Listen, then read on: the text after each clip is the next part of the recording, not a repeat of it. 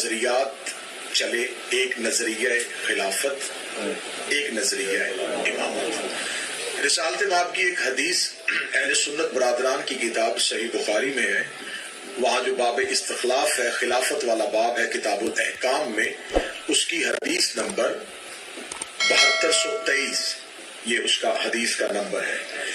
اس میں یہ حدیث بہت بہتر سند کے ساتھ نقل کی گئی ہے کہ رسالت مآب کی حدیث ہے۔ جابر بن سمرو ایک صحابی ہے، وہ کہتا ہے کہ میں سن رہا تھا کہ نبی نے فرمایا کہ میرے بعد میرے 12 خلفاء ہوں گے، اور اسی حدیث میں آگے لکھا ہے کہ جابر بن سمرو کہتا ہے کہ اس سے آگے مجھے صحیح سمجھ نہیں آئی کہ رسول نے کیا کہا۔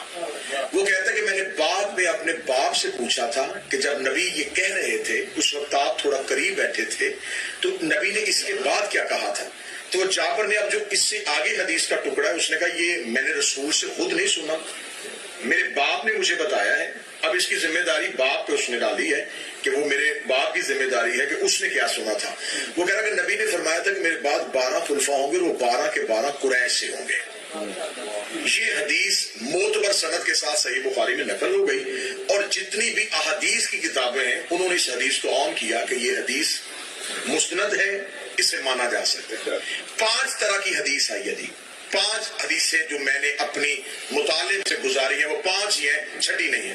ایک حدیث ہے کہ رسول نے کہا کہ میرے 12 خلفاء ہوں گے، ایک حدیث ہے کہ میرے 12 نقیب ہوں گے، ایک ہے کہ میرے بعد 12 امیر ہوں گے، ایک ہے کہ میرے بعد 12 سردار ہوں گے، ایک ہے کہ میرے بعد 12 حاکم ہوں گے۔ یہ 5 لفظ آئے ہیں، لفظ بدلے ہیں، تعداد نہیں بدلے۔ کسی بھی حدیث میں 11 کا لفظ نہیں آیا، 13 کا ہنسا نہیں آیا، عدد تبدیل نہیں ہوا۔ آگے تبدیل ہوا ہے، امیر ہوں گے، حاکم ہوں، تعداد نہیں بدلی۔ ہنسا جو ہے جی، ہنسا تبدیل نہیں ہوا، اس کا مطلب ہے تعداد 12 ہے۔ اب جنہوں نے خلافت لی ہے نا، انہوں نے بھی 12 ہی خلیفہ بنائے،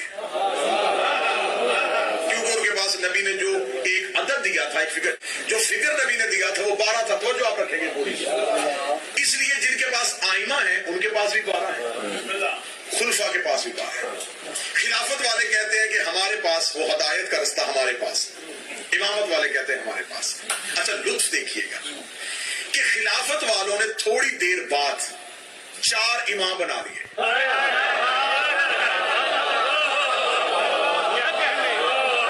پہلے انہوں نے کہا کہ ہمیں امامت کی ضرورت نہیں، ہم دین خلافت سے لیں گے، لیکن 100 سال بعد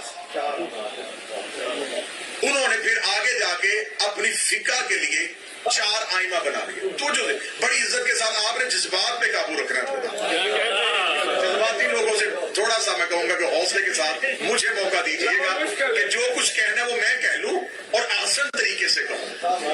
اب ان کے ہاں دیکھیں، میں بڑی عزت کے ساتھ بات کر رہا ہوں، بڑے احترام کے ساتھ بات کر رہا ہوں۔ خلافت والوں کے ہاں 4 آئمہ آئے، آئمہ اربع کہتے ہیں ابھی زبان میں، 4 کو 4 آئمہ، جس میں پہلے امام ابو حنیفہ، نام ان کا نعمان بن ثابت تھا، مشہور تھے ابو حنیفہ کے نام سے۔ ابو حنیفہ امام ہے، امام شافعی ہیں، امام مالک ہیں، امام حنبل ہیں، یہ 4 امام ہیں۔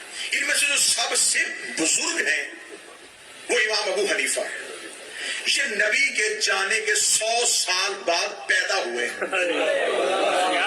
مکمل ذمہ داری کے ساتھ حقائق اپنی قوم کو ہدیہ کر رہا ہوں۔ جتنے تابڑ توڑ حملے ہوئے ہیں نا، میں سب کا جواب آج کی تقریر میں دینے لگا، کیونکہ میں خود کو خطرے میں ڈال رہا ہوں لیکن قوم کو خطرے سے نکالنے لگا۔ مجھے پتا ہے کہ دور کون سا ہے، فتنوں کا دور ہے، شر پسندوں کا دور ہے، جھوٹی باتیں پھیلانے والوں کا دور ہے، لیکن کم از کم میں اپنا نام اس مذہب کی وکالت میں لکھوانا چاہتا ہوں۔ اب 4 آئمہ جو سب سے بزرگ ہیں، امام ابو حنیفہ، وہ 100 سال بعد آئے۔ یہ صحابی بھی نہیں ہے، یہ تابعی بھی نہیں ہے۔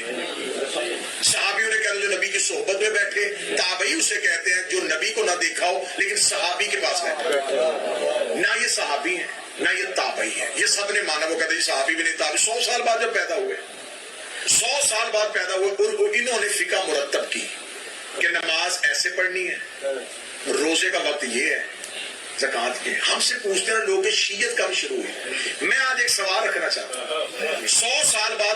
فقہ کا پہلا امام مرتب ہوا. اس سے پہلے جتنا دور گزرا آپ کس مذہب پہ تھے؟ 4 ائمہ امام ابو حنیفہ وہ 100 سال کے بعد پیدا ہوئے. اس کا مطلب آپ کی فقہ مرتب ہوئی ہے ان کے آنے کے بعد. اچھا میرے اہل سنت بھائیوں کے 4 ائمہ ہیں، امام ابو حنیفہ، امام مالک، امام شافعی، امام حنبل. ان میں سے جو سب سے آخر میں امام آئے وہ امام احمد بن حنبل آئے ہیں، وہ سب سے آخری امام.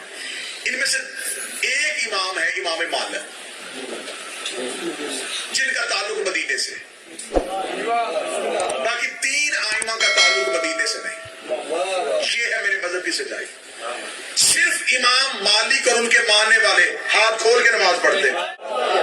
جس امام کا تعلق مدینے سے ہے وہ خود بھی ہاتھ کھول کے پڑھتے ہیں اور ان کے ماننے والے مالکی آج بھی ہاتھ کھول کے نماز پڑھتے ہیں.